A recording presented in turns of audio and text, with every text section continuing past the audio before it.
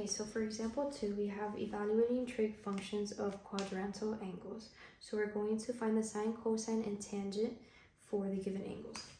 Okay, so for part A, we're going to do it for theta, which is 3 pi over 2, which of course if you know the unit circle, you know 3 pi over 2 is down here.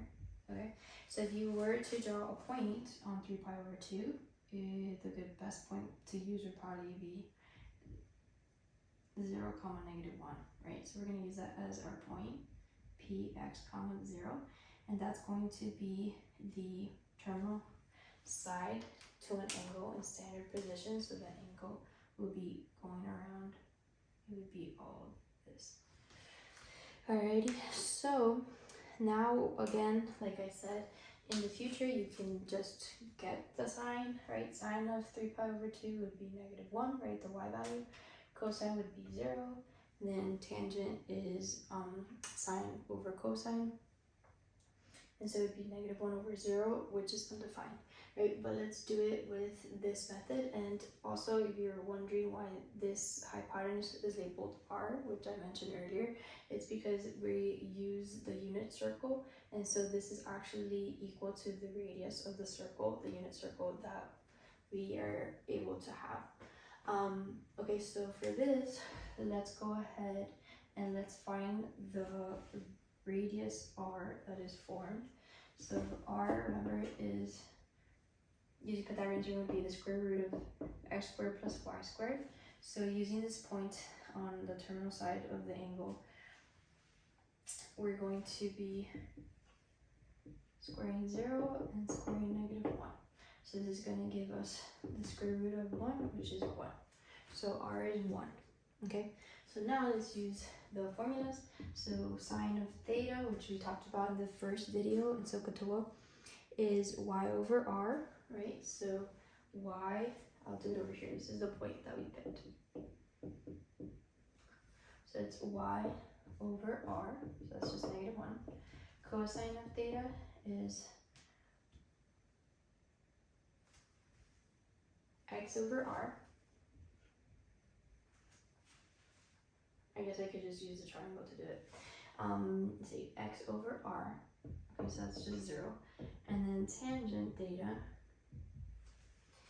is y over x. Which, like I said, that's undefined.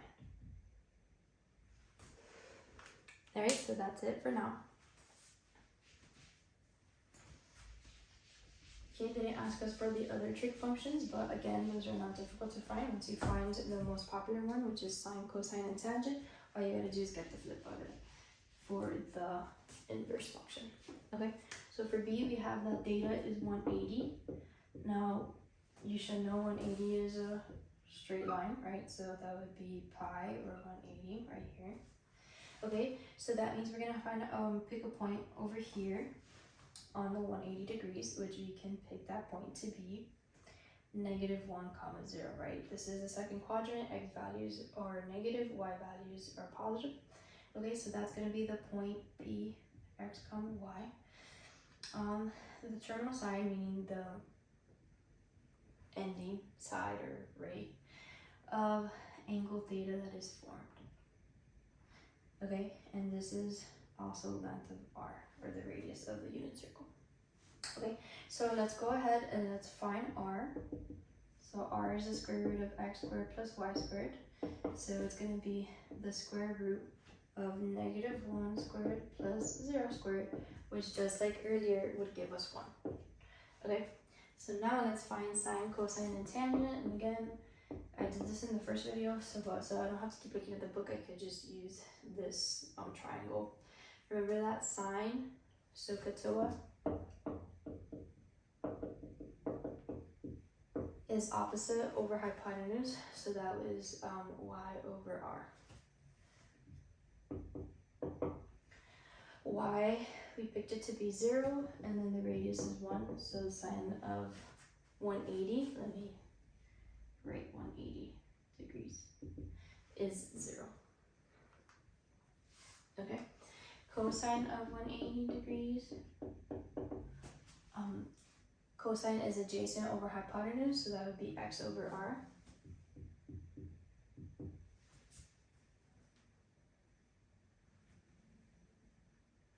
So in this case, x is -1 and r we got 1, so it's just -1. Okay, and last but not least, tangent of 180 degrees is opposite over adjacent, so that's y over x. Or in this case, 0 over -1, which of course 0 divided by any number is 0. So tangent of 180 is 0. Okay.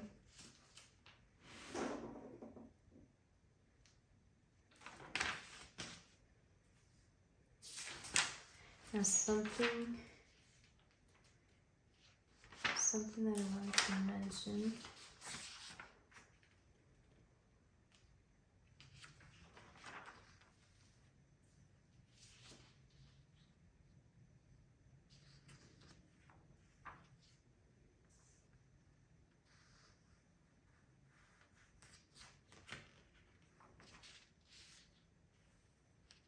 Okay, I think this is a good time to point it out.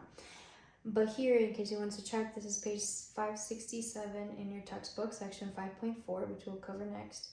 But it says here, to begin, we define the unit circle as the circle of radius 1 unit, centered at the origin. Each point x, y on the unit circle satisfies the equation x squared plus y squared equals 1. And so as we move forward, which is probably what you're used to sine is the y value, cosine is the x value, and then tangent of course sine over cosine, right?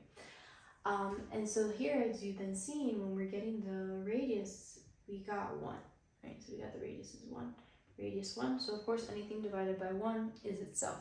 So we're going to be using the unit circle radius 1 to find these values, okay? But for now, we're gonna do it as instructed, okay? And as you saw in the last video, the radius was not 1 in the last one, it was the square root of 29. So for now, we're gonna do it this method.